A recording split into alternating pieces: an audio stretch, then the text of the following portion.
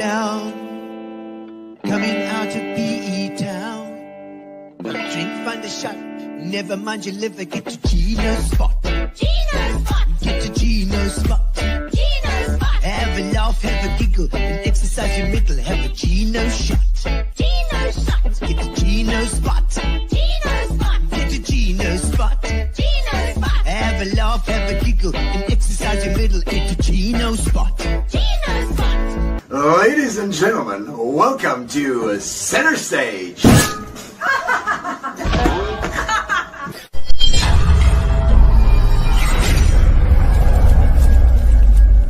And welcome, ladies and gentlemen, to Gino's Spot. We've got Andrew Whitfield next to me already. We're ready to go. We're ready to go on this Tuesday. Well, it's not a Tuesday. Tuesday night tomorrow for the guys who are watching on Tuesday. Usually on a Tuesday, but with these politicians, you never know when you can get them. So we go when we can. A Monday night Gino Spot live. You are watching us now live. So if you wanna pop in a question or pop in a hello, tell us where you're watching from, what you're doing, what you're drinking, whatever you need to do that right now. And we are live tonight, obviously sponsored Fitch and Leeds. Our Fitch and Leeds guys, Gary DeBrain and the guys supported us right from the very start, and right from the very start. 5 years ago now. Incredible. 5 years ago, isn't it crazy? And of course, Centre Stage at Bay West, which is our home for the time being, with Centre Stage up here. You'll see Centre Stage still doing our shows all over the place. We've got a couple coming up as well. We've got Aframenko this coming weekend. Guitarist, Spanish guitar, very, very beautiful, and make you so romantic. You can refresh your marriage or your boyfriend, girlfriend relationship. You can come to the flamenco. Flamenco guitar, apparently the fastest guitarist in the world, That's a hell of a record. It's quite a statement, but I don't know. We'll have to have a quick competition with them. And of course, tonight, here we are with Andrew Whitfield from the DA. It's the official title, Communications, Trade and Industry and Competition. Trade and Industry and Competition. That's it. That's I quite like this. The competition side, is that the competition commissions and that's sort it. of thing. That's right. So, Yeah.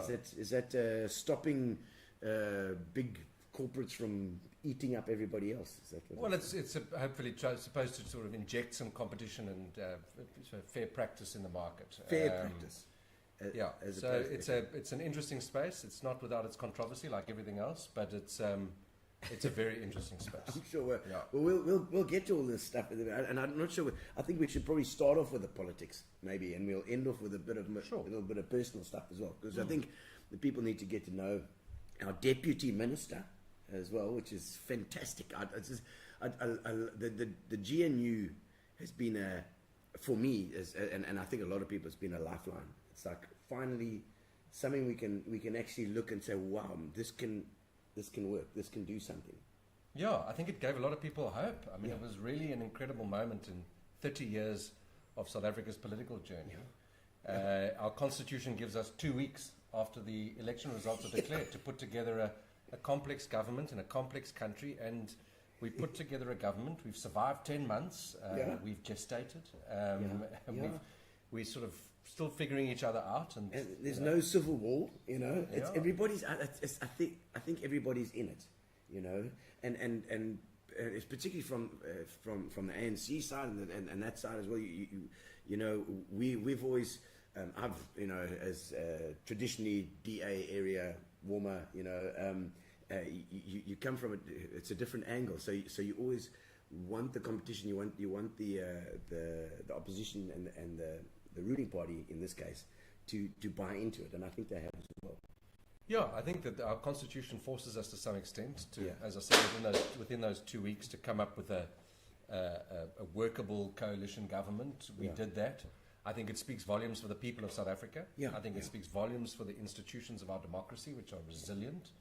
And more importantly, it's the values of our democracy that have really thrived through this process.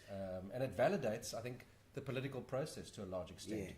And for the first time in 30 years, sort of almost every single South African voter is represented in some shape or form in this government, which is really great competition. It's amazing. It's competition in practice. Yes, it is. It is. And sort of that whole rainbow thing, the rainbow effect that 94 had, it's almost like the South Africans are ready at any time to do that. They're ready to get together at any time to sort of do that, which is so positive, I mean, we are inherently resilient. Yeah. I think many South Africans live from hand to mouth, literally. Yeah.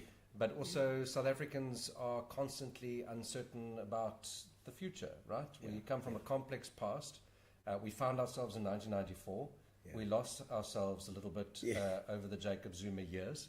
And I think we've come together and found each other in a great opportunity to put South Africa on a really positive pathway. And we started to do some of that work, which I'm sure we'll chat about this evening. Yeah, for sure. It's just. I mean, I've also had some questions input here from Ian, my friend Ian von Memety, who's a political fiend. He is. He loves it. But I mean, just from you on your side now, you dealing nationally as well. But is yours Eastern Cape? Because you're from the Eastern Cape, do you focus a little bit more on it? Well, so I'm wearing two hats. So I'm the DA's Eastern Cape Provincial Leader, and so I sit on what's called the DA's Federal Executive with all the provincial leaders, and with Helen and John and all of the DA leadership at a national level. That makes me responsible for the Eastern Cape for the DA. Okay. So we've got a municipality that the DA runs in Kouga, which is St. Francis, J Bay, Humansdorp, Bleury, Gamtoos, etc. Right. We've been in and out of government here in our favourite city, which is Nelson Mandela Bay. Yes. We are going to talk about how we're going to get back into government here. Yes.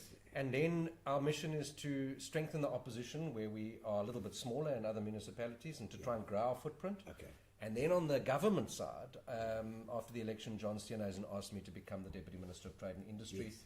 The President appointed me. The rest is a very long 10-month history. Yes. So that's on the GNU. That's from personal perspective on how. But what's your take on the GNU and what's it like to be part of it? Yeah. Look, I mean, it's an extraordinary moment in history to be part of. Let's start with the sort of candy floss of it, the fun. So, I mean, look, it's an extraordinary moment in history. We've set out why it's so extraordinary. I think we've spoken about it briefly. Yeah. I am a big believer in our democratic process, our democratic institutions, and I think, as I said, those have been validated. Yeah. It is very complex, just like our country. Our country's social and political history. Trust is a really important ingredient in making this work, and I think it's going to take a long time to build the kind of trust that is required to really shift the needle and get things done a lot more urgently. Okay. There's a lot of distrust for obvious reasons. Different political parties who on one day we're fighting for voters, and the next day the voters tell us, "No, you stop fighting and you work together." Right? Yeah, got to work together. And that's basically what happened. And we've had to find ways to build trust, and it's a process. So it's not easy, Gino. It is very tough, and I think the important thing for your viewers to recognize is, as much as they might be frustrated at the slow pace of some things, the GNU is 10 months old. South Africa's democracy is 30 years old, right? 31 years old. Yeah. So we've had 10 months. We've started to move a few things in the right direction. And then the big test is now the budget negotiations, where we prevented the budget from being tabled initially. The Minister of Finance then went ahead 2-3 weeks later, tabled the budget, and now we're negotiating. Well, are we going to support it? Are we going to make some key economic decisions around economic reforms? Because we can't keep taxing, borrowing, and spending. We've got to start cutting. We've got to start being a bit more efficient with the way we use taxpayers' money. Yes. And we've got to have a proper growth agenda that increases revenue rather than takes the money out of the pockets of our citizens. Yeah, because I mean, we always, we pay a lot of tax, and now obviously with VAT going up, and it's 1%, like 0.5%, and 0.5% again. But it's in the end that's gone like that. It's going to be, there we are at 16%, and I mean, back from GST days, it was what was it like? 10? I seem to remember 10 when it... I don't know if I was paying VAT. I was too young. I think GST and VAT were 10%.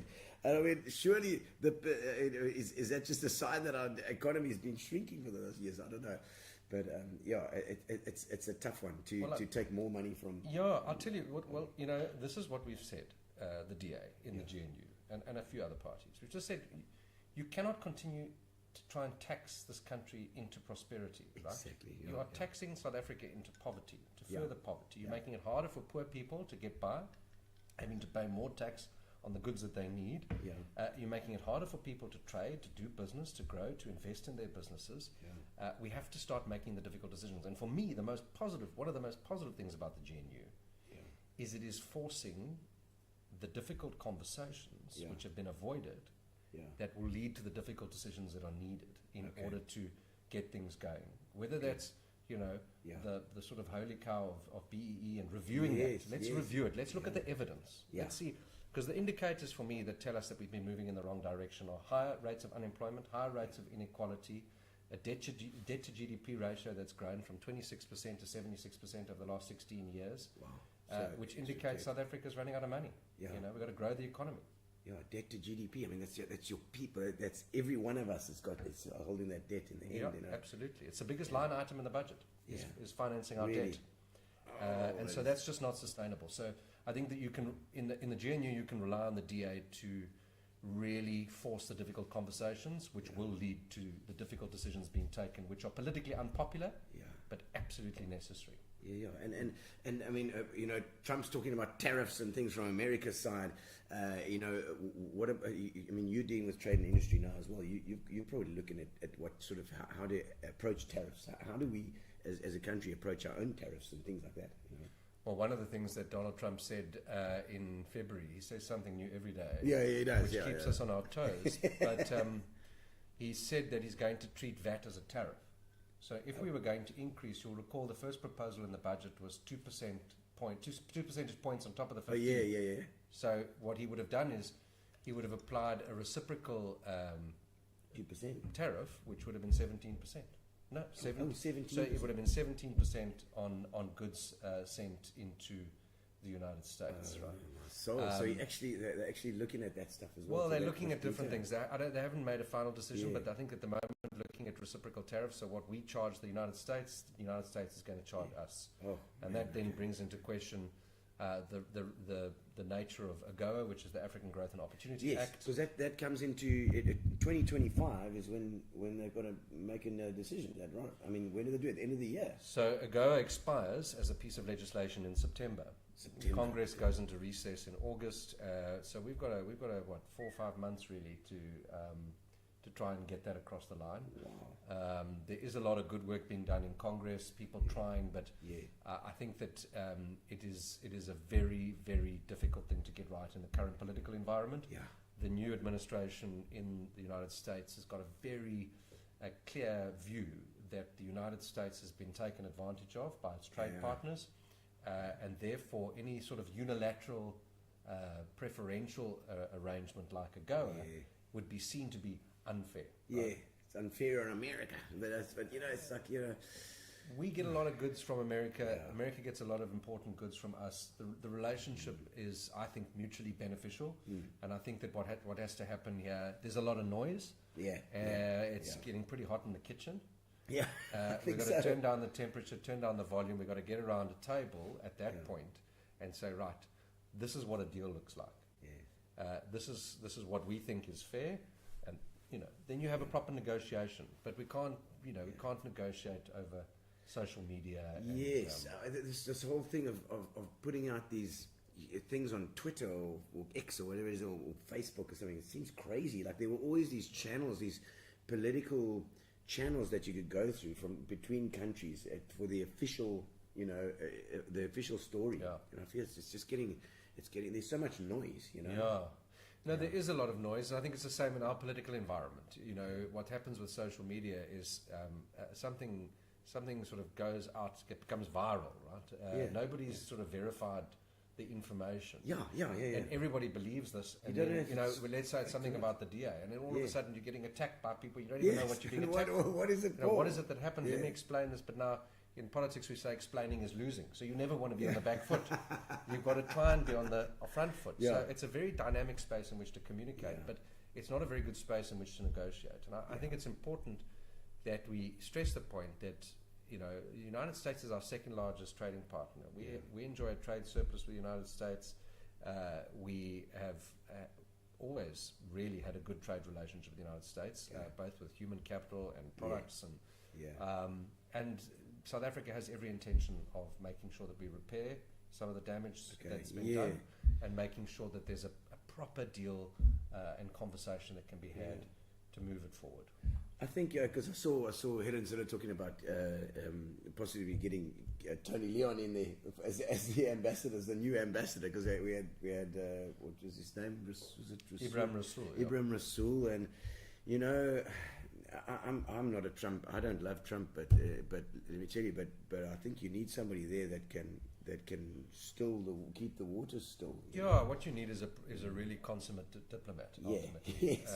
What doesn't help is megaphone diplomacy or sort of more political diplomacy. Yeah. You need a clinical, seasoned diplomat who takes a clinical approach, deals with the facts on the ground, lets the politicians do the political stuff, and works really hard in the background to bring the sides together, right?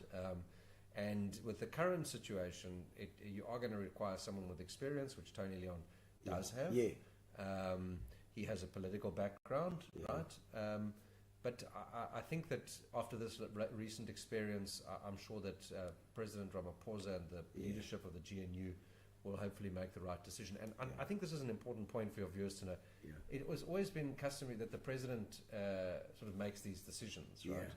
But now the president is part of a party that has 39% of the vote.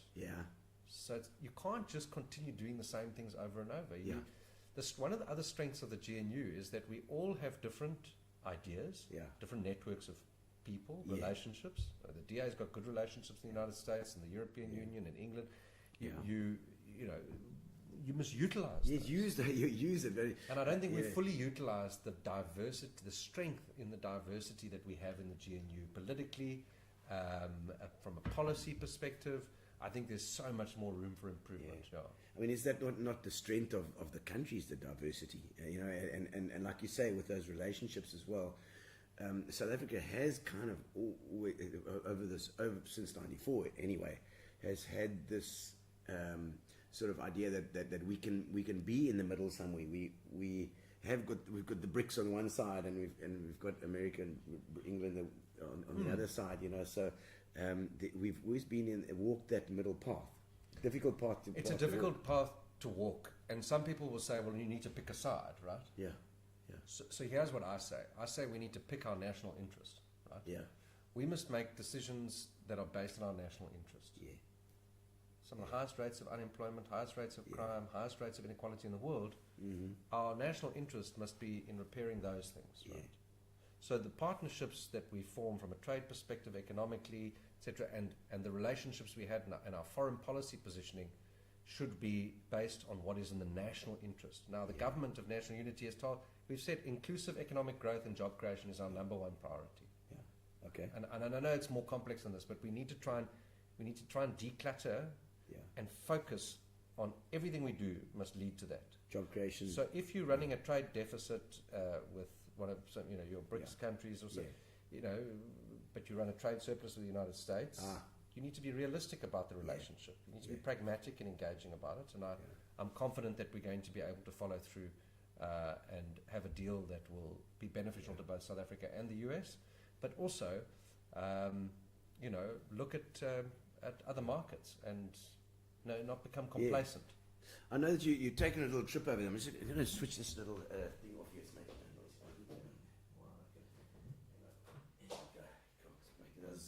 buzzing. But your little trip to America recently, there was a delegation that went over. Was it Box Tower? those who was with who was So in who was July, there? in July last year, I went with the Minister Tao in an official government visit to Washington. Okay, yeah. It was for the AGOA Forum. It was during the Okay. Biden administration, so it was a somewhat different Yeah, experience. so Biden, was it more aggressive going recently or No. I mean, recently I went as part of a DA delegation. So the DA has as I said, we've got relationships all over the world. We've got an organization within the DA called DA Abroad. And so, if you've got South Africans involved elsewhere in the world and they want to help the DA, and when it comes to the elections abroad, they're very involved. So we've got that, and we've worked very hard on building relationships in Washington as well. It's just, I mean, a lot of expats out. I mean, who does Musk vote for? who does he support? My word. Yeah, lots of South Africans doing some they do. incredible things Yeah. abroad, and they've got their political views. And but And our this- mission to when the DA went, I was part of a delegation. We went as the DA to talk about what we're doing in South Africa and to try and position. I think what we achieved was that we are a credible voice in South Africa. We're a party that represents all South Africans, not just some South Africans and the views of some people, but we try to represent the views of all South Africans. We're the only political party that enjoys support across all demographics in South Africa, of significant portions of each demographic. And I think it was important for those decision makers in the United States to hear a different voice other than some of the voices that had already gone and had those engagements. Yes, okay. I think also the DA... Putting out fires. Yeah, well, I mean, sort of maybe clarifying a few things, Yeah. but also, I think that what is unique about this moment in history is it's not the time. It's actually the time to be embracing South Africa in the context of the GNU. It is the greatest opportunity South Africa has had since 1994 to sort of reset our relationships with the world through the diversity of the GNU. And I think we had a good visit. We didn't shout from the rooftops. We were very much arguing in our national interest.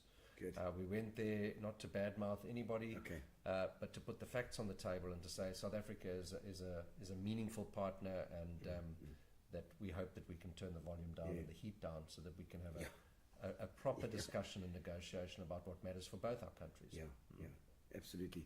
I just see the whole lot of comments coming up here. Let's have a look at Kate Gluckman saying, I have Andrew, biggest supporters from Kate and Oliver. It's my wife and son. Oh, lovely. Oh, there we go. The first comment in from your dear wife. And you're also just in warmer here. Do you always also take a walk in the valley every now and again? Yeah. Yeah, I do. I live above you. I look down on you from above. Oh, yes, and most of the people do, all look down on us.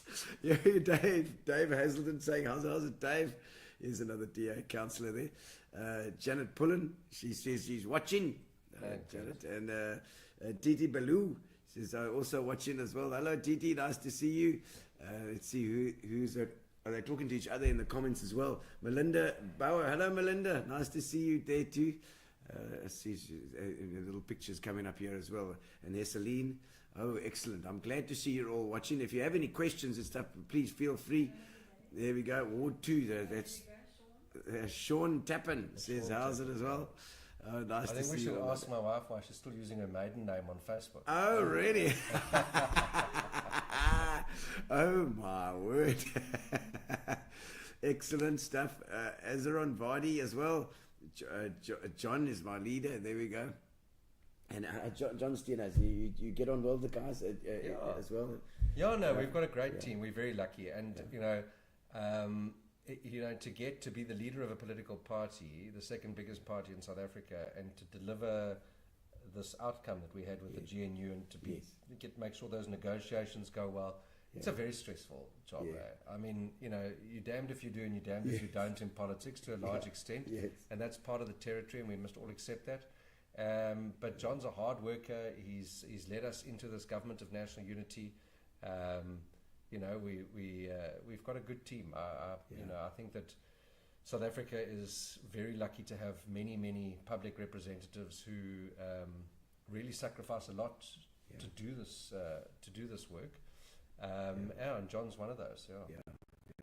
I mean, everyone likes John in Parliament where he's doing his giving it stick, something snot like that. clubs, Yeah, always, always. Tell me one thing I did want to find. David van der Ventel says our stance makes sense regarding the VAT issue. Absolutely, okay.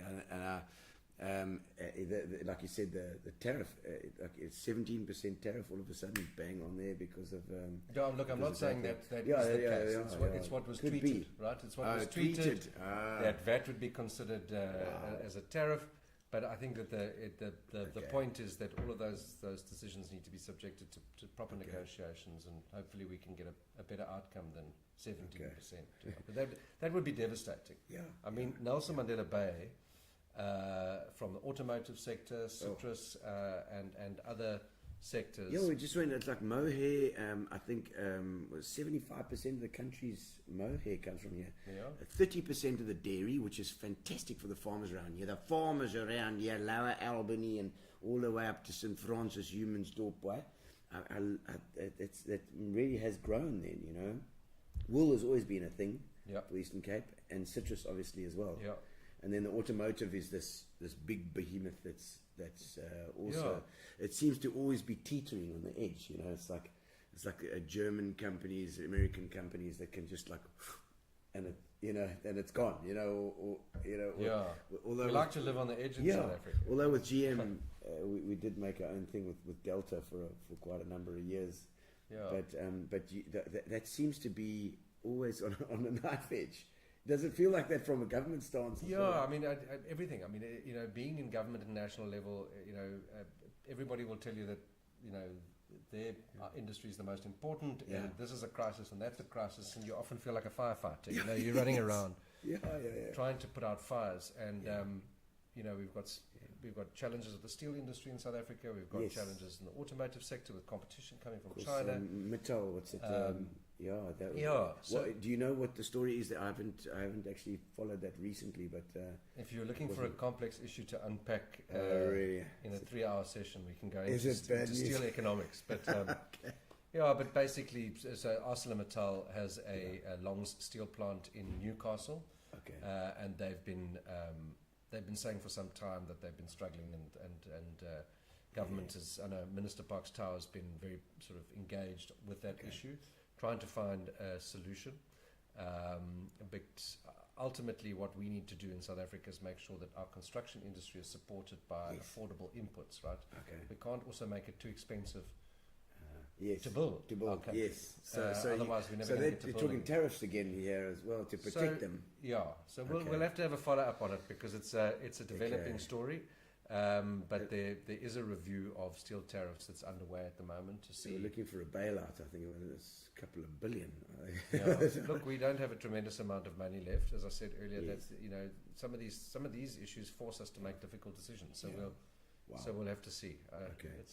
Because steel industry is another big one. That affects then us here down the Eastern Cape for the manufacturing, of course. Yeah, of course it does. I mean, everything is so incredibly interconnected, and the steel industry is a foundational piece of our industrial base. That we've got to think very carefully about how we treat that industry or that sector.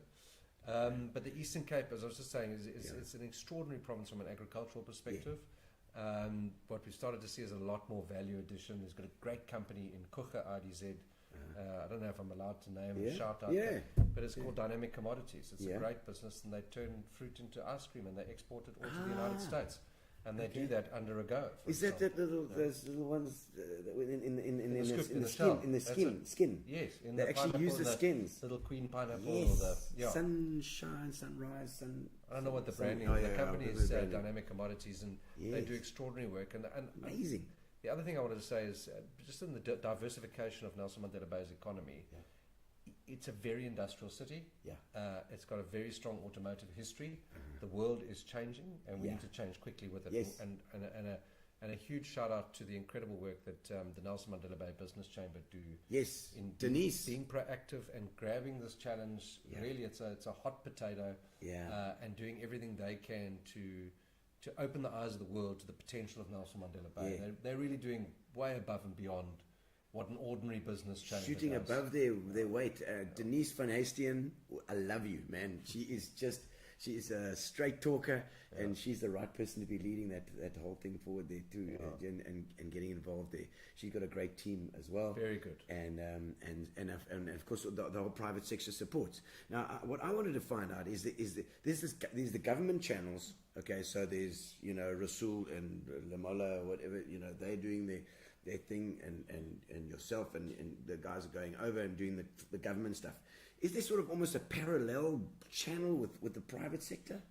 I mean, companies that are here, also American companies here too, how does that work? Well, there are over 600 US companies invested in South Africa, right? From Amazon to Caterpillar to, I mean, there's hundreds of them. And this is really thousands and thousands and thousands and thousands of jobs. Yes, yes. I think, I don't know, I don't want to quote the wrong number, but it's hundreds of thousands of jobs linked to the investment in South Africa through US companies plus the trade, right? And AGOA and that whole thing. Yeah, so that's why I keep stressing the relationship is very important, and government understands that. Yeah. But sometimes the best people to talk to each other are the people that are actually invested, right? Yes. It's the private sector. So there are conversations, business to business, between businesses in South Africa and American businesses here. A lot of businesses pay a lot of money for lobbyists in Washington, and there's a huge resource available to us to maybe bridge the divide through business, and there is a lot of good work being done there. There's the American Chamber of Commerce in South Africa, the South African Chamber of Commerce in America, and there are lots of different role players. Maybe sometimes it seems like too many, right? This one, and I think that it's coming together quite nicely. There's better coordination underway. And as I said, I'm confident we'll get to a spot where we'll be able to make a good deal. It's like a singular goal, more of a singular goal, in that all those little role players can then all focus on one way to do it. I don't know. Well, the goal has got to be to create inclusive growth and job creation. As I said, that's the apex priority of the GNU. For our country, flowing back from that, it means at the moment what we need to do is to keep that investment in South Africa. We need to make sure those 600 plus companies remain in South Africa. We need to make sure that hopefully South Africa is not sanctioned by the United States. That's a major, it's a hugely important element of this whole flourishing engagement. How do I put it? We're in the very sort of early stages, I suppose. But it's ultimately we've got to make this thing work. And the business community, civil society, to some extent, has been harmful and to some extent helpful. And then, as I said, there are political parties within the GNU that are all involved in trying to pull it together. Okay. And now, we spoke a little bit about it. I can't remember if we were speaking before we started the show, but we were talking about 47% the last elections, the elections before, and then 40% this election for the DA. How does the DA plan in Nelson Mandela Bay? Yeah. How does the DA plan? What do they plan to do differently? How are we going to fix it? Yeah, so Nelson Mandela Bay is well, we live here, Gino. This is our home. It's always going to be our home, and I think you and I and so many others really believe in the potential of this city. In order to unlock the potential, we've got to get to a point where politicians understand that this is not about them. He says, referring to himself. Yes. Oh, of course. Yes. I mean, none of us are immune from criticism. Yes. I think I was mentioning to you that election campaign we got in 2016. We got 46.7% of the vote. 46.7. There we go. 46.7% of the vote, and we ended up on around 40% in 2021. So that was 5 years later. Right. There were various reasons for that. One of them is that South Africans are literally spoiled for choice when it comes to political parties. There are hundreds and hundreds of political parties. Okay, and what happens is the ballot paper ends up being, just crazy, absolutely crazy. In order to appear on the ballot paper, it's like a lotto system. So if you don't pull the right one, then you end up at the bottom, and then people get they get tired going down, and they just tick a box because they're too lazy to find. So the fragmentation of the political environment has definitely affected our vote share. which is a challenge that we need to overcome. We can't make the excuses. same could be said for the ANC, I'm sure. To a degree. There's been a fragmentation across the political spectrum, yeah. so it can be said. The question that we must answer is, why are people not choosing us? Why are they choosing somebody else? Right? Look, we must also be careful. The DA, we see ourselves as the rational centre of South African politics, and there are people in the ANC who are also at the rational centre of South African politics. What we don't want to try and do is out EFF the EFF, Yes. or out FF plus the FF plus, Yes. or out PA the PA. Yeah. We have to work on a stronger argument to convince people that the rational centre is where we build the future of South Africa.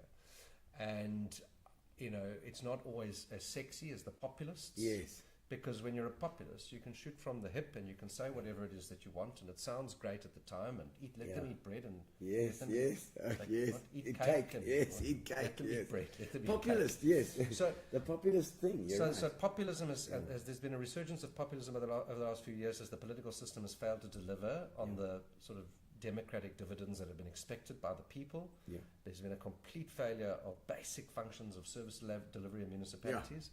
And in 2016, when we came in, Gino, hand on heart, I can tell you, I left Parliament in 2016 to come and join the mayoral committee then. I ran the campaign for 15 months to get us into government. Yes, with my former colleague. And we had 2 really good years. There was a lot of hope in our city. Yes. There was. Our streets were clean. It wasn't perfect, but we were moving in the right direction. Getting it.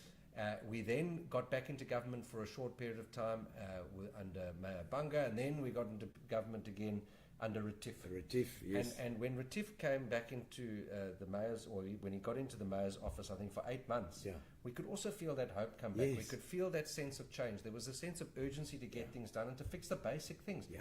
Retief even had his toolkit out fixing the seats in City Hall by himself on a Sunday. He was fixing potholes. And I think that is the kind of dedication that people expect. There are a lot of people putting in a lot of hours to try and make it happen. So how do we get from 40% to over 50%? We don't think that Nelson Mandela Bay deserves another coalition government. We think it deserves a majority DA That would be government. so nice to just And we have done some introspection, and we've got more introspection to do. We've got to have some tough conversations with ourselves as well. And that process is very much underway. We've got to find the right candidate to stand as the mayor. We'll build a campaign around that person. And we will drive this thing all the way through to election day in a way that we've never done before, because our city simply cannot survive. We've got to get another 10, 11, 12 party coalition at a local government level. So, I've just been in Kocha municipality today, which has been governed by the DA in a majority for 10 years. It's Humansdorp side, and it's taken 10 years to really get the fundamentals in. It takes a long time to turn around a municipality. I suppose there's outstanding debt. There's all sorts of stuff that you huge. There's corruption. When we inherited that municipality, 4% of the fleet was operational. It's 97% operational. We launched drones today in the safety and security department. They're flying drones. There's about 3 or 4 drones that they're going to be putting up. They're going to deal with when fires take place. They're out there with the drones. They've got 350 CCTV cameras around the municipality. They're doing everything they can because they finally got to a place where they can deploy the resources that are needed to make it a place where people want to go and invest and create jobs for other people. And it's a very exciting place to watch. That just makes sense. If it's being run well, the people with money to invest will come and invest. And we always talk about PE becoming that next semigration spot. If the basics are done, then people will come here. It's so easy to see when things are going well. If the streets are clean, if things are working, the rubbish comes to get collected every day. The water's good. All of a sudden, then people are like, okay, well, we'll come here and absolutely and bring our business. It's not complicated, and it's difficult, but it's the recipe is simple. Don't steal the money. Appoint the right people. And just get the job done, right? And if you don't steal the money and you appoint the right people, the job kind of takes care of itself eventually, right? And I think that getting those things wrong has been devastating because You know, Nelson Mandela Bay, to have a book written about your city called How to Steal a City is pretty depressing. Yeah, You know? no, I love it. And so we need to write a compelling story about how to rescue a city, and I think that we can. We've got a good track record in government. We've got great skills in the DA. We've got a mayor in Cape Town who's spending more over the next 3 years on infrastructure than Johannesburg, Pretoria, Durban, and Bloemfontein. Okay, and that's brilliant? because you've got good governance in place. You've dealt with the fundamentals. You've built up your cash reserves. You're able to deploy these reserves. You're able to raise money. You're able to raise loans to do the big projects. And I really, really, really, of course I do. I'm a politician, but I really believe this time really believe that we can move from 40% to 51%. We can do it. Yeah. There are, I mean, in 2016, there were 13,000 people plus minus that actually we discovered were on our sort of system as DA voters that just didn't vote. 12,000 of those people would have got us over 50%. 12,000 people. Well, this is all. I think it's because the race is getting closer. That means just like in America, they call it with the swing vote. So the swing vote is the guys that are undecided or they don't really mind which side they're on. You know, it's just that the swing area that can be moved to this side or moved to that side. Yeah. And that's your middle. That really should, I suppose, should be your center point. So how do you push that? How do you get those swing voters in? So, I mean, there are lots of undecided voters in South Africa, and they either decide to go to the ballot box and you don't know who they're going to vote for, or they go and they say, well, no, I'm not going to vote this time, or they go and spoil their ballot. Or they, And, you know, people have got their reasons to do that. And maybe they had a bad experience with a ward councillor, or, you know, somebody irritated them, or Andrew Whitfield went on the Gino Fabry show and he said something that offended them, or whatever the case is. But at the end of the day, politics is going nowhere, right? And we've got to make a choice about what kind of city we want to live in Nelson Mandela Bay, and then look at the last, almost 10 years since we were first in government in 2016, right? Wow. And look at that record. Yes, you can be upset with the DA, you can be upset with this one, but these are the choices you have. Yeah. Now, what is the best choice to put Nelson Mandela Bay on a pathway to prosperity based on the evidence? And I think that there's enough evidence, whether it's in Jeffreys Basin, Francis, Humansdorp, whether it's Cape Town, George, Mossel Bay. Mossel Bay, that was, I've said before, it's the fastest growing city in the country. And George is close second. George is bursting at the seams. It's incredible. The amount of building that's going on there. So we need to turn, I mean, you know, we need to turn Nelson Mandela Bay into a construction site. And that's what we want to see, right? And when we start seeing cranes go up in the sky, that's exactly. We know we're starting to deliver. Those big cranes. But as I said to you before, you know, we all PE people.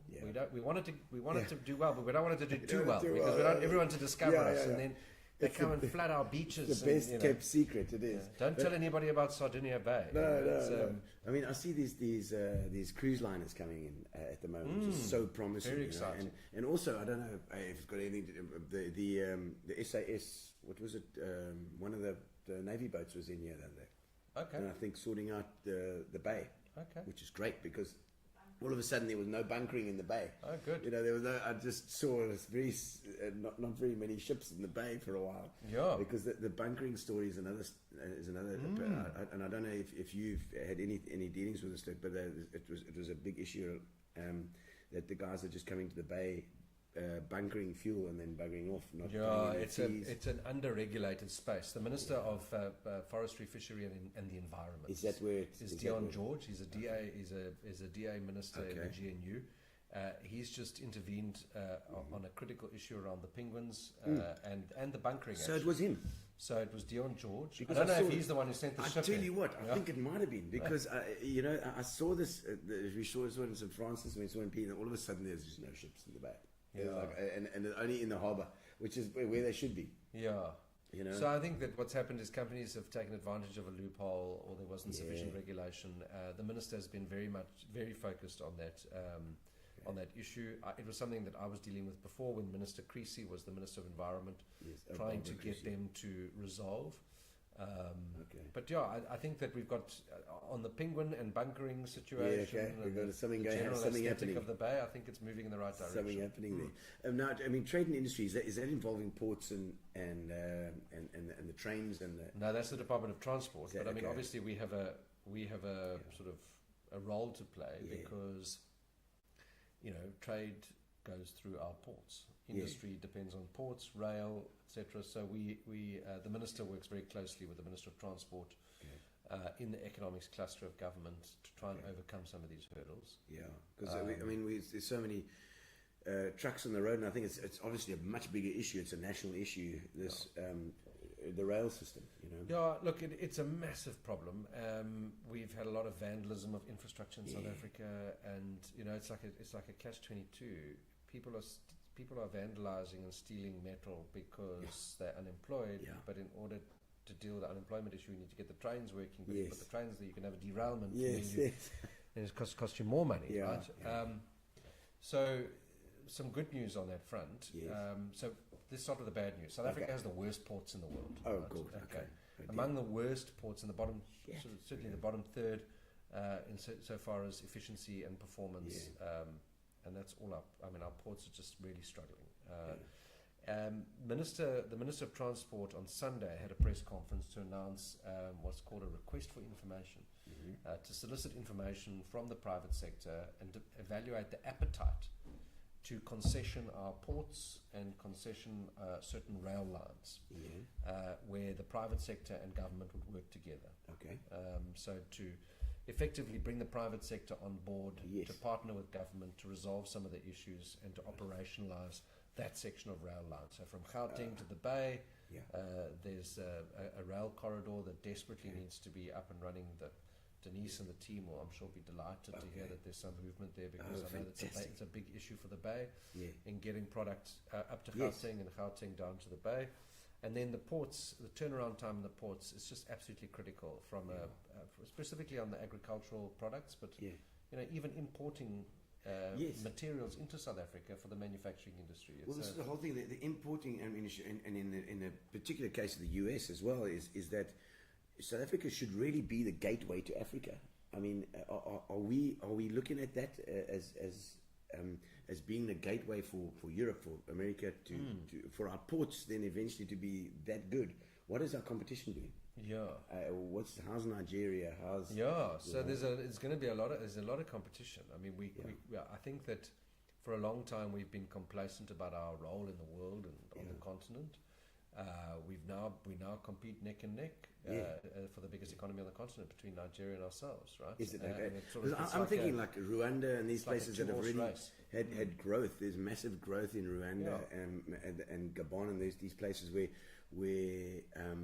are they improving their ports in order to get that trade in? Yeah, absolutely. Kenya is very much moving in the right direction, and certainly a massive opportunity on that side of the continent. We've benefited. We've missed out, I think, on a tremendous opportunity, and the bunkering does play a role, by the way, because while it doesn't benefit the local economy to the extent that it could, because it's offshore, ships passing around the southern tip of Africa, there's business to be done out there. And during the conflict in the Middle East, a lot of shipping was redirected. There's a graph. It was like that shows an explosion of trade volumes around the tip of South Africa. We're a very strategic country. Yes, we are the gateway to Africa. But we can't be complacent about it. The African Continental Free Trade Area is something that is rapidly developing, which is going to present huge opportunity, and we've got to get our ports and rail right for that. Is that almost? Are we looking at a European situation? Are we eventually looking at one currency or anything like that? No, I don't think it's there yet. I don't. That's not even really on the table at this point. It's really to create a lot more intra-Africa trade amongst African countries, and to unlock opportunities right here on the continent for businesses that exist on the continent, and to help them to industrialize as well. Okay, is that a bit of lowering of tariffs for on the African normalizing countries, of SADC, and especially? So, and it's very complex because you've got to negotiate sort of like from services industries or construction or whatever the case is, and you've got to try and it's got to be fair. Very fair, And some countries are stronger than others at certain things, and others are stronger than others. Yeah. So it's trade policy, and it is a very complex space that I won't even pretend to know about on your show in too much detail. Yeah. But the point is to open up the African continent amongst the countries in Africa to take advantage of the massive population. We've got the In young, Africa. tremendously young population. Yeah. I mean, going forward, forward, it's the food basket, they always say. But for the continent, or the countries in America, Canada, and then of course Europe, they need to have that market as well. So they should be looking at South Africa to sort of expand their markets. You know. Yeah, I think what will happen is that companies will want to invest in African countries to produce the goods, because what the critical thing is that Africa has been has sort of, you know, it's what do they call it, the pit to port strategy. You know? We'll dig out the minerals and we'll send them abroad. And that's not to say that the trade in raw sort of minerals should stop entirely, of course not. But what we'd love to see is more value addition on the African continent, right? That's how we're really going to create industry, we're going to create jobs. But in order to do that, you know, we've got to have ports that work, rail that works. Yes. We've got to make sure our energy is reliable and affordable, okay? Because it's unreliable and unaffordable at the moment. And I think that there's a lot of exciting work on the horizon there in the Department of Electricity, certainly. There have been some improvements. I know we've had some glitches with load shedding. And I said it facetiously to a colleague in the other party recently. We go around counting how many days we've without load shedding. I said the day we stop counting is the day that we've won the battle against load shedding, right? Yeah, for sure. Although now we've stopped counting and we've got load shedding. Now we have to start, you know, 5 days. I believe it's Kusile's put on another 800 megawatts online, whatever it was, which is very, very encouraging. And like I say, you know, plans don't always go according to plan. But I can tell you that a lot of the reforms that have been put in place are starting to find fertile soil. I think we are going to be able to get things right. But if we want to convert our raw commodities on the continent into value-added goods, we have to have affordable, reliable electricity. We have to have ports that are efficient, a rail network that runs properly, and we've got to have a skills base in our country that we need to develop to make sure that they can provide the engineering skills, the construction skills, whatever skills are required. How long have we had a brain drain? You know, we need to pull these people back, and even if it's expats that are coming back again, you know, for those skills. Some expats, we don't want them. I don't want them all. You know? Some of them can stay there. And I say, this might sound controversial, but you know, I'll say it anyway. We have like a lot of people leave South Africa and they almost want South Africa to fail to prove that they were right for leaving. Does that make sense? Like it's a weird they went over there, they went like, oh no, it's like this weird perverse sort of attitude. This is our country and we must fight for it. And I mean, yes, of course we must bring the skills that have left the country back, but I'm more interested in how we develop the skills within our country, fix our education system, make sure that we employ our graduates. We've got, you know, tens of thousands of graduates that are unemployed, that are actually of all backgrounds that are leaving the country. You know, so we spend money producing some skills. Those skills then leave because there's a lack of opportunity. And you know, that is one of my biggest missions, right? How do we make it easier for businesses to do business in South Africa, to employ these graduates, and ultimately for those graduates to be able to start their own businesses and to grow? Entrepreneurial thinking is always, I think, it's become essential in this new sort of space we are in, where you've got to think of new ways to make money.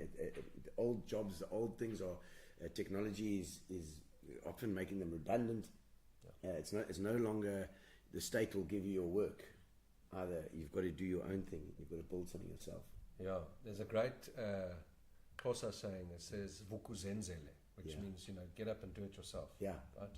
And I think that should be our motto. And I think that government, to a large extent, should get out of the way of people who want to get up and do it themselves. Because I think that we mustn't put a ceiling on the potential of our country by suffocating the innovation and the natural talent that we have. We've got incredible creative talent right next to me here, but creative talent in our townships that can be commercialized. Incredible talent, right? And I just sometimes think that, there's an over-regulation by government. And one of the big things we're fighting for in the GNU through these budget negotiations now is to get a regulatory impact assessment done, to assess what kind of regulation is in place, what is the impact on the economy, and then a roadmap to how we start to cut this systematically. And someone said to me earlier today in Jeffreys Bay that in Australia there was an MP who said, basically passed a law that said, if you want to add, if you're a bureaucrat in government and you want to add a piece of regulation, you need to go and find 2 pieces of regulation that you want to cut before you get your way, so that you have a net, net positive result. So you actually start to reduce the regulation by forcing the civil service and the bureaucrats to take that approach, because it is now law. Cut 2. It's a 2-for-1 special. It's got to be a really good one if you've got to cut get 2 in order to get your piece of regulation. It's got to be worth 2 to do it. But it just drives, it actually sort of operationalizes a much more efficient approach to government. And I think that,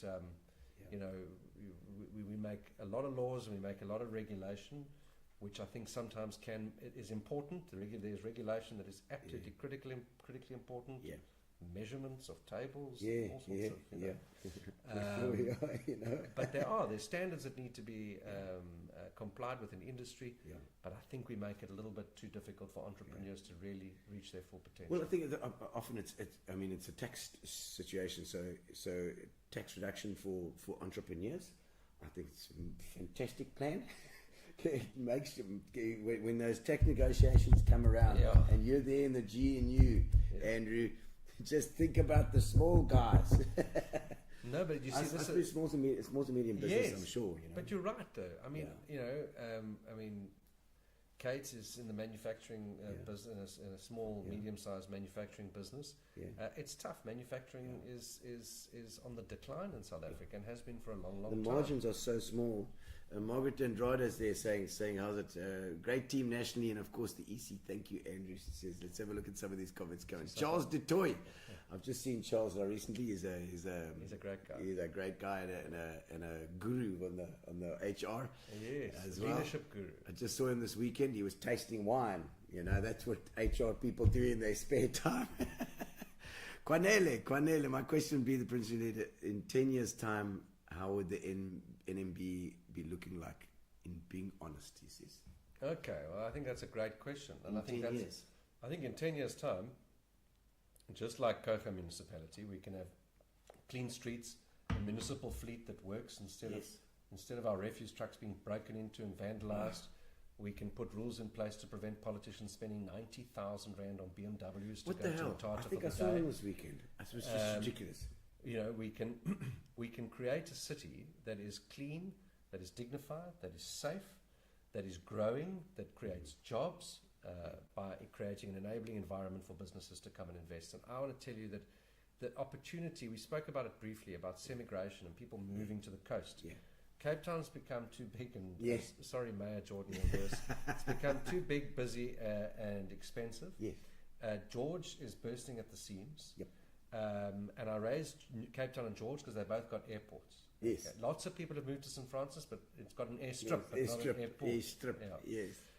But PE has an airport. It's got access to some of the best schools in the country. Within 300 kilometers of Nelson Mandela Bay, you've got access to bush, you've got access to Berg, you've got access to beach, you've got rivers, you've got game reserves, you've got everything. The whole bang shoot, right? This is literally one of the greatest places on earth to live. It's a honeypot, I'm telling you. And I think that in 10 years' time, Nelson Mandela Bay can have an unemployment rate that is below 30%. I think that Nelson Mandela Bay can become the number one investment destination along the coast, because Cape Town may become oversubscribed. Sorry, Mayor Jordan, you'll probably phone me off. I'm sure he's locked in and watching. So I think that we can be everything that we dream we should be. But what I would like to see is a safer city with less unemployed people, a much more inclusive city, people living together in much more harmony than we currently do. I think everybody wants that deep down. Everybody wants it to do well. Let's see what else we got here. It says Skura from Dlambe Municipality, we're watching. Good work, Andrew. Skumbuso. Skumbuzo from Port Alfred. Skumbuso, there we go. And it's Liesel Silky. Massively important to educate our children to become more involved in politics. It impacts their future. There we go.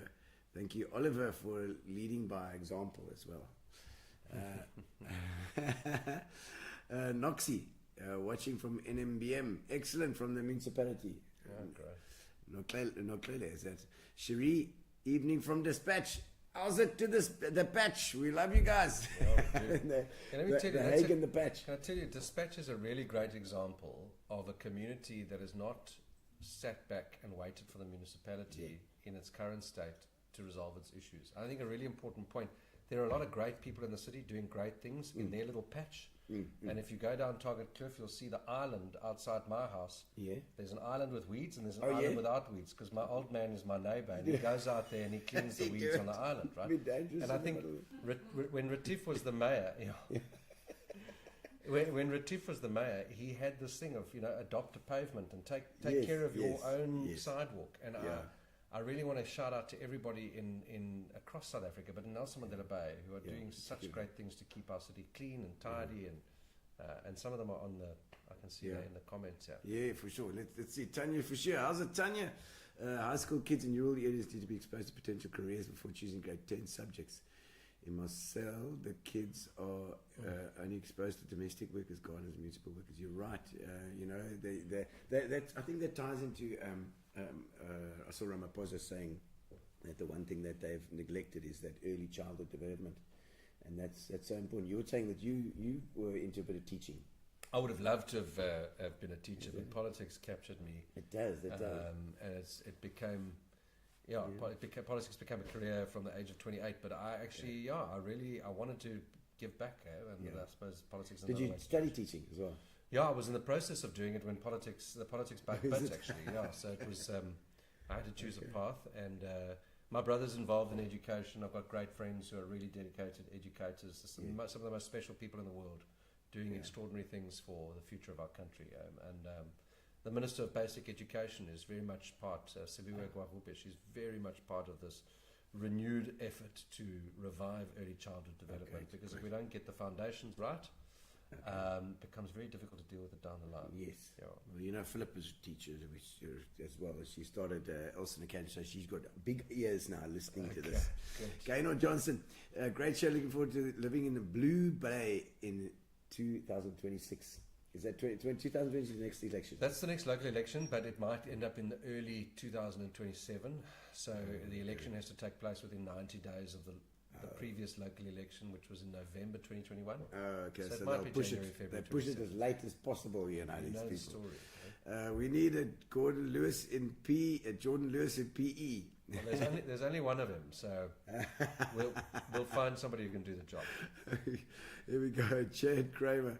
How long is the Galvindale Pumbing closed? Noting the DA had 3 mayors down the line. Oh, there we go, Chad. I think it's just been reopened. It has on the weekend by the Minister of Sports. Yes, Gayton. I think Gayton had a go at it. He did. Gayton's also he's got a little bit of a populist vibe. He did, but Gayton McKenzie is he PA? Is he? Yeah, he is. He's the Patriotic Alliance. We've been in coalition with him once or twice before. Yeah. Is he not in coalition? Is he in coalition with the guys here now? They were in coalition until recently. They were very much with the this ANC coalition since Retief left. Yes.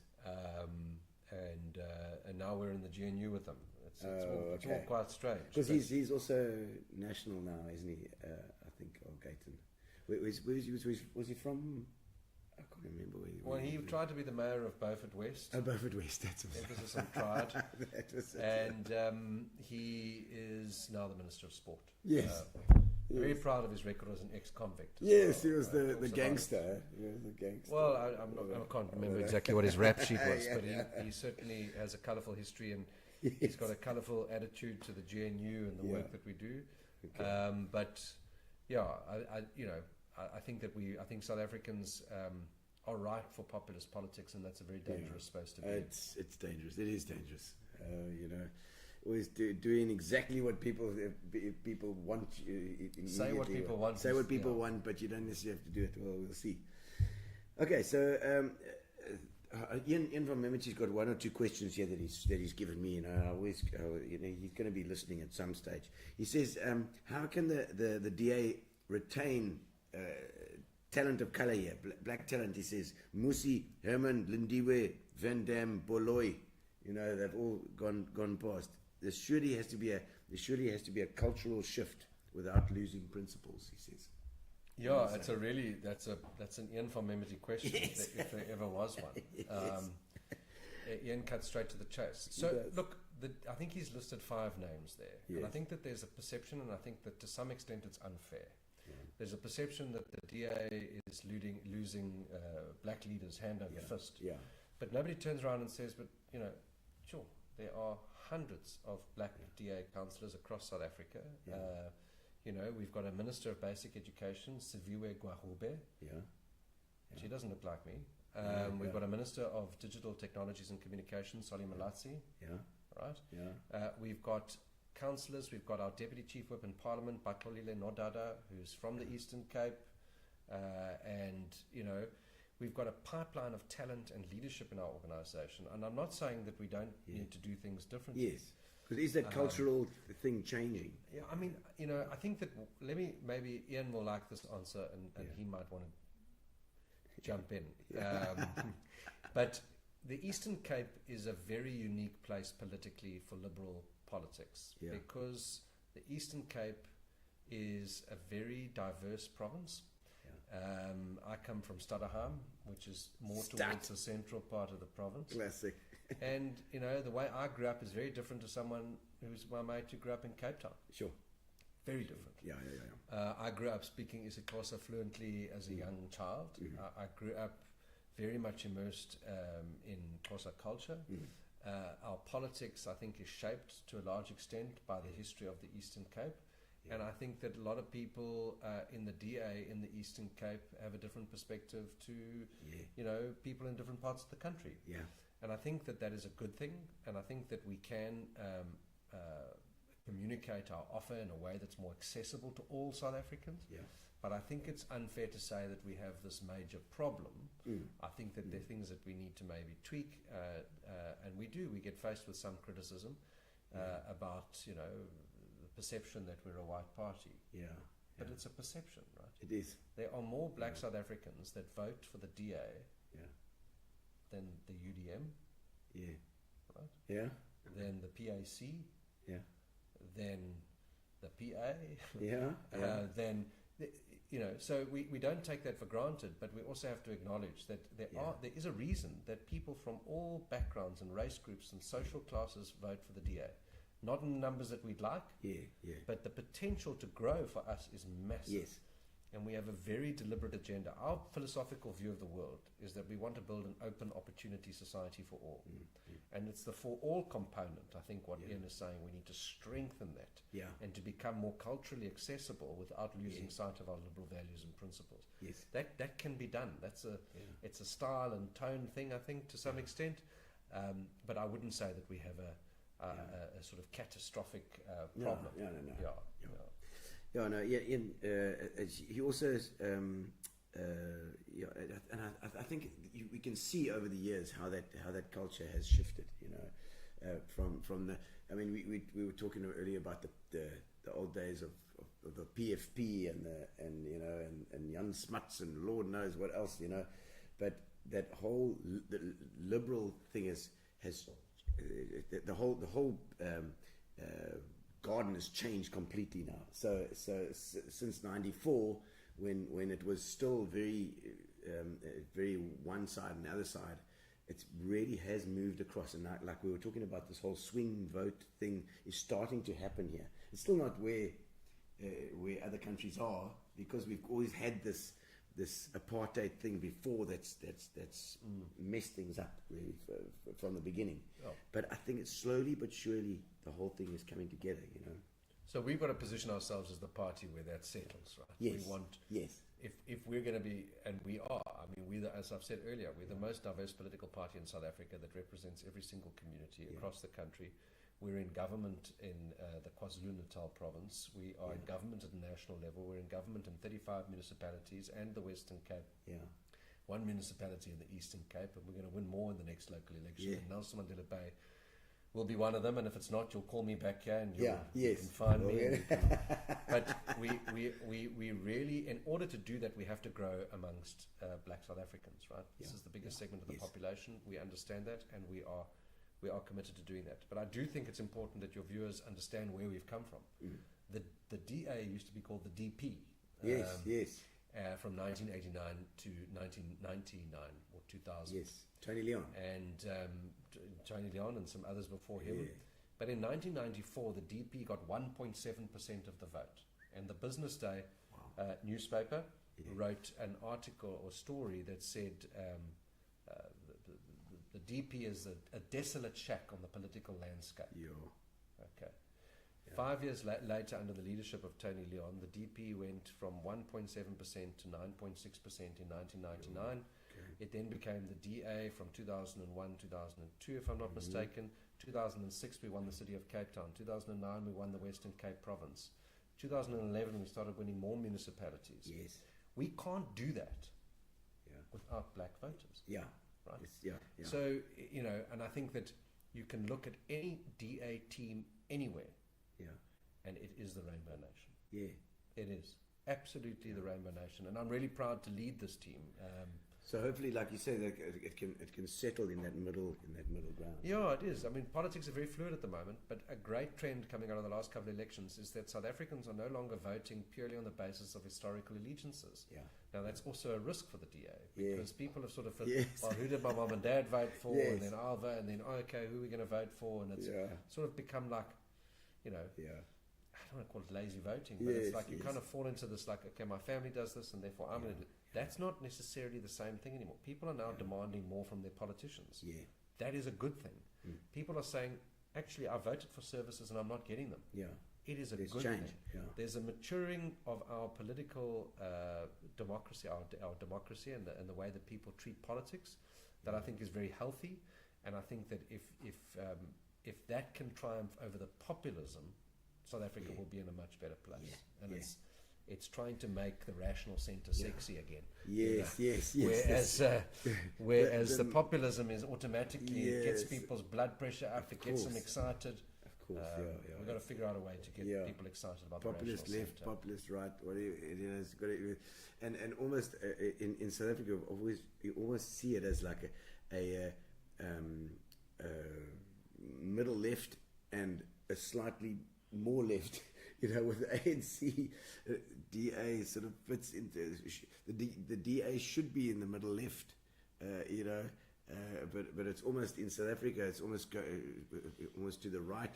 The ANC, because this ANC DA thing has been going on for so long, it's got to merge. It's got to be a middle. There's got to be a big middle area.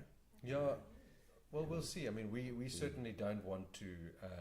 We want to beat the ANC. Let me just be clear. For sure. We don't want to be married to the ANC coalition forever. You want to take those swing voters. And the ANC wants to beat the DA, right? Of course, and that's what makes this GNU so difficult and that's exciting, democracy right? as well. It is. You're working together with people who want to defeat you, right? But you've got to find a way while you're working together to get the job done. And I really believe that the DA is going to grow in leaps and bounds over the next couple of elections, and it's because I think that we've been consistent, and I think that we have been clear about what it is we stand for, what we're fighting for, and that we're not prepared to govern at all costs.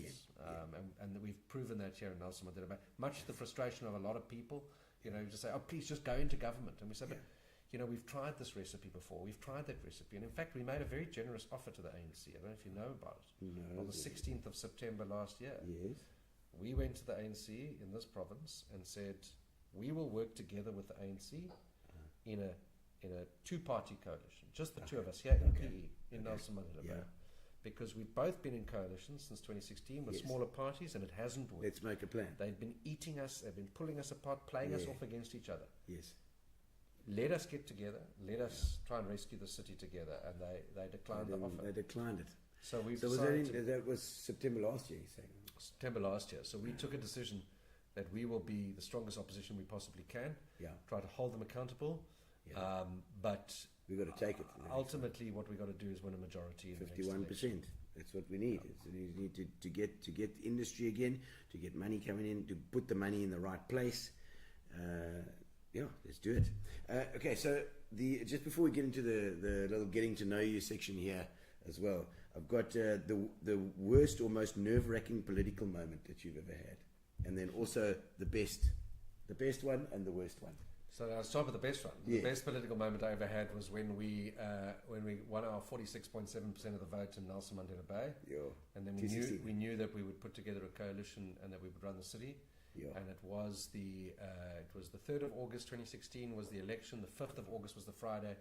We had a massive rally outside of City Hall. Yes. Thousands of people we brought in by bus, but many thousands more ordinary citizens, residents of the city flocked down. There were people up above the library, up towards the Opera House.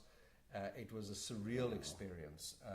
I'd like to replicate that. That would be that would be really, really cool. I really would. And then, like the most nerve-wracking, Well, every day is nerve-wracking. I'm because sure. the responsibility weighs so heavy. It's an extraordinary responsibility.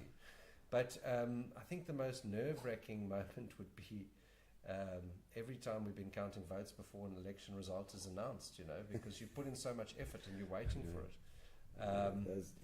Those hours that go. No, you count until 2 or 3 in the morning, and you finally get the results counted. You add them all up together, and you see whether you've won or lost. So it's a real roller coaster. There's some really great moments. There's some pretty terrifying ones. There's some times where people let you down as well. You know, your colleagues or whatever the case may be. But you can't take it all too personally. It's an incredible responsibility. We've got a job to do. We've got a job to do for the people of South Africa. And it means a lot. It's always fires to put out as well. Everybody's got to be so careful. It's we're talking about the past mayors now in Ngababanga with yourself thing. It's like Trollop had this whole coalition story, going crazy as well, and you just think you just would throw your hands up in despair, like what the hell. What we're going to do to fix these things. We can't give up. And, I'm sad to have seen former colleagues make decisions to leave and join other political parties. Yes, I see Athel's joined. He's with Action SA as well. So, this is also what happens. Like I said to you, the DA is not immune from the fragmentation of the political landscape. But what's interesting about the 2024 election, Gino, the DA grew by 0.3 or 4%. So let's just say we didn't lose votes. Did you grab? we didn't lose votes, and in fact, in the Eastern Cape, we increased the actual number of votes that we received, even though our percentage declined, which shows you that there are more political parties in the field. Yes, there are. But some of these political parties which have started, people have started for their own reasons, and I'll leave it at that. I don't want to. It's quite often money driven, I think. Well, let's have a look at the getting to know you section. We'll just do a quick getting to know you for you. Getting to know you, getting to know all about you. A little bit of Julie Andrews for you there. Well, first of all, the history. Stad. Proper, hey? So there's a little theatre there that I did a show in once, I think. It may well have been. I left when I was 8. So theatre must have been there at that time. I wonder if it was near. You said you had what was your dad doing My there? folks had a hotel called Eagles Ridge. Eagles Ridge, right in the Kalocha Forest, right in the mountain there. It was beautiful.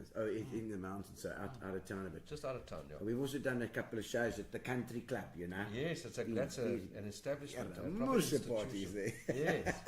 I grew up playing all around the Country Club. There's a lighty, that's so cool.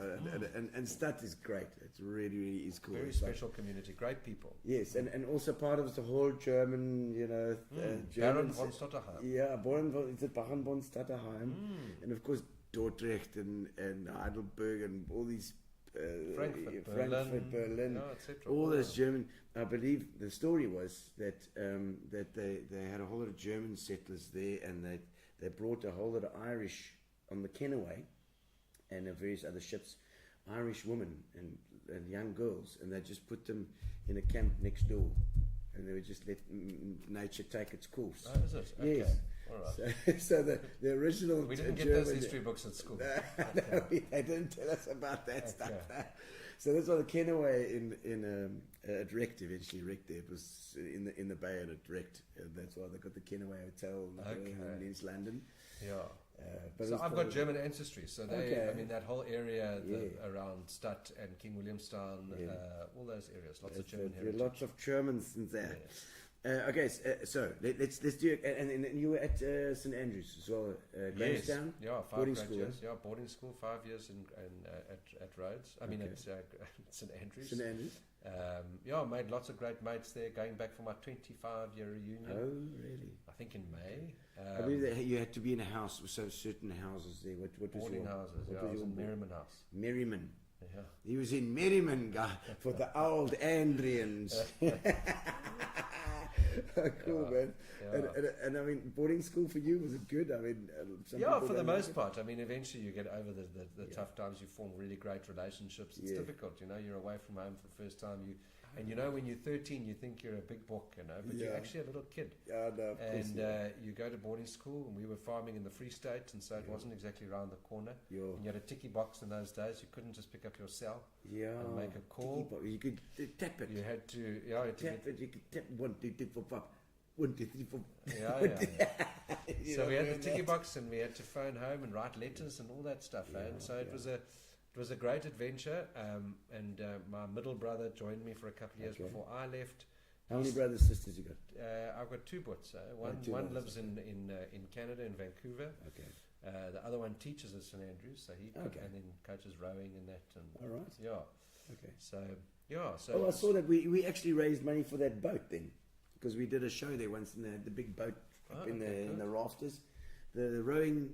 Yes. Yeah, no, we'll pay for that. He would have been there. He would have been Is there. it? Yeah, he would have been there. And that was that was about 10 years ago at least. I think somewhere around there. And for your own kids for boarding school, would you do it? No. My wife's watching, so I'm careful. No, we've got one very special little boy, and we've got such great schools in PE. They have. I think that to make that decision. I mean, I'm basically at boarding school still because I'm never at home. I'm always traveling. Always. But no wonder she's using her maiden name on Facebook. We'll have to have a talk. I'll remember to go and visit. I must go and visit. What's your wife's name again? Baron von Stotterhouse. Then you can decide if you want to visit the battle. But so I mean, we've got one little boy. It would be wonderful to send him to a great school like that. I mean, you've got to be in a really special financial position to send your kids to schools like St Andrews and that. But we've got good schools. We've got great schools. Yeah. We've got really. I say one of the beautiful things about PE and East London is the amazing schools. Even East London still. Even slummies. Yeah, it does. Great school. You look at Hudson Park, Sterling, Clarendon Girls, Selborne. Yeah. I mean, there's some good freaking schools. Yeah, the Eastern Cape really has got great schools. We've got, I mean, all those borders as well. I mean, the Dale College, Queen's College. Schools. No, there's some really standout schools with strong heritage, and they're doing some really great work. Great teachers, really good people. All right. So the hardest you've ever worked. The hardest I've ever worked is the last 10 months. Yeah. Okay, really? Yeah. The last 10 months have been tough because it's been national government. It's a lot more pressure and responsibility and being pulled in lots of different directions. I wear different hats in the party and in government. Yes, and, of course. So it's been tough. It's been the hardest, Most uncomfortable place you've ever slept? Most uncomfortable place I've ever slept outside of Rhodes University would have to be. We used to do this thing called the long walk at St Andrews, and we'd you'd have a bivvy and a roll-up mat, and you'd walk for 5 days. What's a in the bivvy? Eastern Cape Veld. It's just a piece of plastic that you sort of tie to the tree, and then you.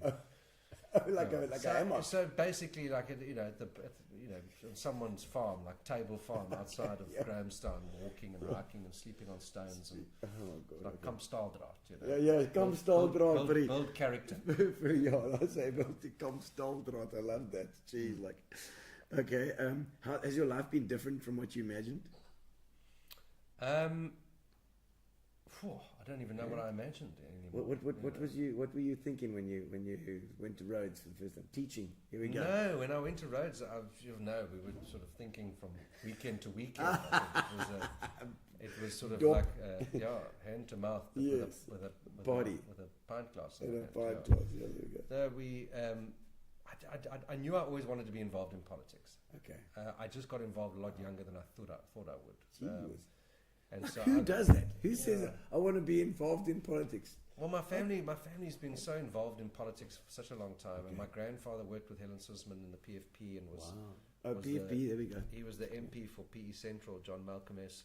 Yes, and he was a huge role model in my life. And my grandfather, my father's side, very involved with Rotary and sort of community stuff. And my father's an incredible community activist. He's involved with St George's Park and turning that around. Oh yeah, Legend John, what a legend! And, absolutely. I was talking about John just now. Of course, I realised that. And my folks had been involved with activism in the 80s, and standing up for what's right and doing the right thing. And so they've made politics a sort of well, they must have a virtuous thing to do, and that's how I've approached it. And I thought maybe when I'm old in my 40s, which I now am, that I would get into politics. But I got in at 28. Yeah. The guy that I always think of Philippa's dad, Johnny Molyneux, was also PFP for many years, and also, but the type of guy that would always write into the newspaper. Yes. Was that you? Yeah, that was me. Yeah. In fact, I was the kid who used to go to the library at St Andrews and before school, after breakfast, sort of a 15-minute window before the first bell went for class or something. Yes. And I'd read the Grocots. Yes, Grocots. The Herald and the Dispatch. Oh my word! So you kept up to date. You can ask my wife; she'll tell you. I'm going to write to the newspaper about this. I can't believe they've done it. But then I can't write because now I'm in public office. So writing to the newspaper, I'm writing myself. Yes, you can't do that now. The worst job that you've ever had? It's a really crap job. I had a few. I mean, when I went to work in London, I got some part-time job photocopying papers in a hospital or something, and then I went to work for a bank, and it was sort of in the FICA department, KYC, know your customer. Yes, right. That was pretty monotonous. But very privileged actually to look back and to say that I could get a job and that I can do a job, and sitting where we are in South Africa and seeing so many people who deserve to get a job, who are good people, who are trying their best to be honest, hard-working South Africans who don't have the opportunity, has put a different perspective on it. So it's a difficult question to answer because I think I must be grateful for any job. Any job is a good job. It's true. As a politician, what a lovely political answer. Okay, and if you had to do it all over again, would you do the same thing? If I had to do it all over again, I might start politics a little bit later in life, and I might start a family a little bit earlier in life. Oh, yeah, you got a little 5-year-old. It's coincided, this great opportunity in my career has coincided with a very special time, in my son's life. 5 is it's pretty wild. Every age is wild. We know. But he's discovering, what he's interested in, and he's wanting to spend time with his dad, and so cool. I think that's. I would probably kick out the political career a little bit further down the track if I could do it over again. But I think I would still end up there. You never know when that time is with these things. Sometimes it chooses you and you don't choose it. Life happens, man. Life happens. But very, very grateful to be where I am at this point in life. And I've got a great family, great career. We've got to build a really great city together. Well, we're happy to have you. It's so close by. It's absolutely fantastic. Anytime. Andrew, thank you so much for coming on. I don't know if there's anything else you want to... we're going to do a little competition while we're here as well. We've got a giveaway. Oh, great. A giveaway. So you can everybody likes a freebie. Yeah, everybody likes a freebie. So you guys that are on here at the moment, we'll have a quick look at some of the comments. I think there might be a couple of comments as well still. But we're going to do the giveaway tool. Let's make it happen, Phil. The person who said the nicest thing about me gets the prize. No, we pull a handle. It's like a casino. This place here. Great. There we go. We collect up all the things, and we push the draw button, and off we go. Let's see who's going to win the Fitch and Leeds. It's a full case of Fitch and Leeds. Lazarus. Yes. No, everyone's on here. We're all on. It's Kate Gluckman. Oh, it's rigged. There we go. That's funny. right there. We got one for you right here. I think we should do it again. Okay, we'll redraw. I think we should do it again. Okay, we'll redraw. We'll give Kate one anyway because she's going to go. The Gluckmans are so lucky. You see, you can trust a politician. You know, you can. You just redo it. You just redo it there. But anything you want to say to the viewers out there, to say how we can build the city. What can we do to make this place better? Well, obviously, we'd love everyone to get behind the DA when it comes to elections, but between now and then, we've all got to roll up our sleeves and do our little bit where we are. Do it. But don't stay away. Morris Lazarus, there we go. Morris Lazarus, Morris. we got you are the winner, Morris. Well, let's have a quick look at some of the comments before we leave as well. Morris, well done. You've got Wendy will get hold of you and we can get or send me your details and we'll get you. I'll give you his Andrew details. for presidency says. I'll give you his details. Oh, okay, excellent. We just need his number and his address. And Jan Buerta says thank you for representing PE. Thank you, Jan. Fantastic to have you on the show as well. Colin C, great interview. Thank you very much indeed. And I see, I know Brian Wilkinson is there as well. I see. Yes. What's he saying? Is he having a go? Yeah. Let's have a look. Good. We've got to have a difficult question in some time here. What results related to the citizens' concern is happening in our city at present? Nothing has changed at all since Retief was removed. Oh well, that's good for the DA. That's asked and answered, I think. I mean, yes. Hey? Yeah, Brian. You know, it's the case of we've got to put our votes in the next time. You know, put your vote in where you think it's going to be best. And you're right. At the moment, I look at Target Cliff. You live in Target Cliff as well. Your little section you've cleaned up is beautiful. The rest of it is disaster. John, You know, so we've got to get these things. Thank you, Brian. We've got to get these things happening. I know. Thank you to everyone for joining us, and thank you to Andrew for coming in. Yeah, thanks, Absolutely Gino. fantastic to do It's really in your special, busy thank you. time, and you're going to be hopping off to also. What's your next thing that you have to do? What's your next project that you're busy with at the moment? We've got a busy week, and it's going to end with a great treat because I get to go to the Elliott Agricultural Show. Oh yes, So sir. I get to go and open the Elliott Agricultural Show. Lambo Skode, It's going to be wonderful. Yeah, I'm really looking forward to that. But I've got a busy week. I'm going to be in Makanda on Friday. Okay, At my alma mater. And, Alma mater. There we go. Is that your reunion? There? No. We're having a business breakfast and talking to some of the local people about how we can rescue Makanda, as well. yes, because It's that's also a in hot need time. of some help. Water issues there. I think. Water, sanitation, safety, vandalism. It's a special little place, but it's been left behind like so many places. Yes. Yeah. No, we've got all these places. You know, all the smaller towns are almost easier to get a bit of private sector money in there to get things happening. I see all these places down from Greyton, all down the R63. What is it? The R63? Whatever you call it? The road to Cape Town. Yeah, I know which one you mean. You know, all those little places like Prince Albert. Annette, hello Annette, nice to see you there as well. She's a honey, that one. Firecracker. But all these, even Oudtshoorn is doing nicely. And then, of course, George, Plet, Neisner, St. Francis. Yeah. Let's get these places happening, and then PE's next in line. We'll do it. Lekker. Thank you, Andrew. Thanks for joining us. Thanks, Ciao, Gino. ciao. Thanks Ciao, again. ciao. Relax, sit down. Coming out of PE town. Don't drink, find a shot. Never mind your liver. Get to Gino's spot. Gino Spot! Get to Gino's spot. Gino Spot! Have a laugh, have a giggle, and exercise your middle. Have a Gino shot. Gino Shot! Get to Gino's spot.